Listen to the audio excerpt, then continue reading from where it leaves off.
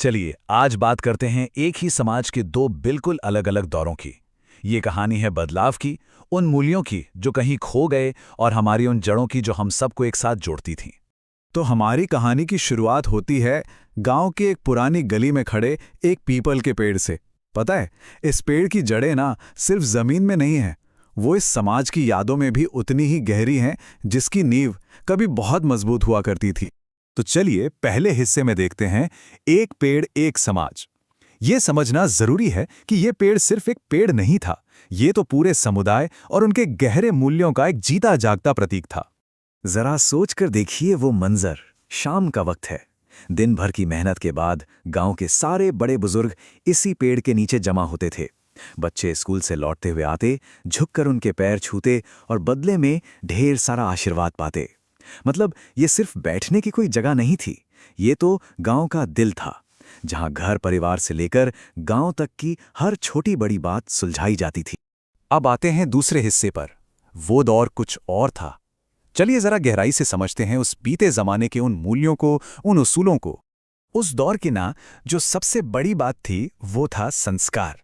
और ये कोई किताबों में लिखी बात नहीं थी, नहीं, ये तो लोगों के रोज के बर्ताव में, उनके व्यवहार में झलकता था।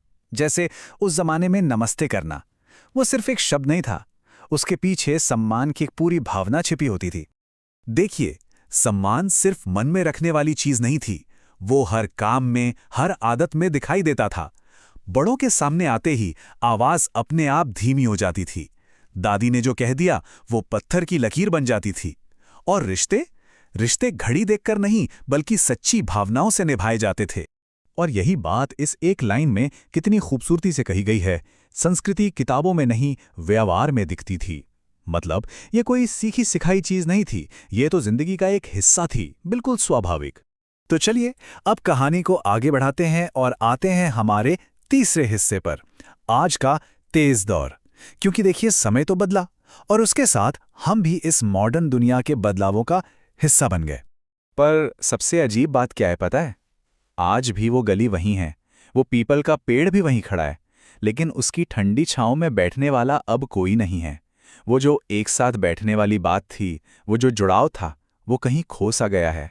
ये जो फर्क है ना, वो यहाँ बिल्कुल साफ दिखता है।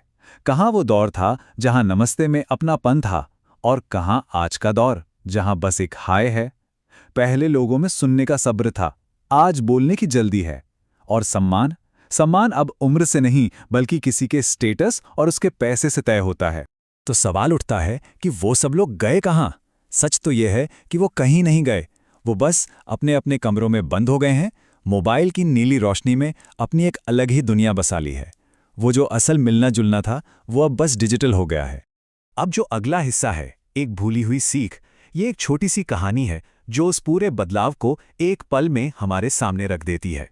तो सोचिए वही पीपल का पेड़ है और उसके पास एक बुजुर्ग दादाजी अकेले खड़े हैं, शायद पुरानी बातों को याद कर रहे होंगे। और ठीक उसी वक्त उनके सामने से आज के दौर की एक जीती जागती तस्वीर गुजरती है। एक बच्चा कानों में ईयरफोन लगाए, उसकी आंखें आसपास क्या हो रहा है उस पर नहीं बल्कि अपने मोबाइल की स्क्रीन पे गड़ी हुई है। यह बस एक छोटा सा पल था, लेकिन इसमें एक बहुत बड़ी कहानी है। दादाजी ने बड़े प्यार से उसे आवाज दी, बेटा, पर वो आवाज उस बच्चे तक पहुंची ही नहीं। वो अपनी ही धुन में, अपनी डिजिटल दुनिया में खोया हुआ आगे निकल गया। बच्चे के जाने के बाद दादाजी ने एक गहरी सांस ली और शायद खुद से ही कहा, हमने आने वाली पीढ़ी को सब कुछ तो दे दिया, बस संस्कार देना ही भूल गए।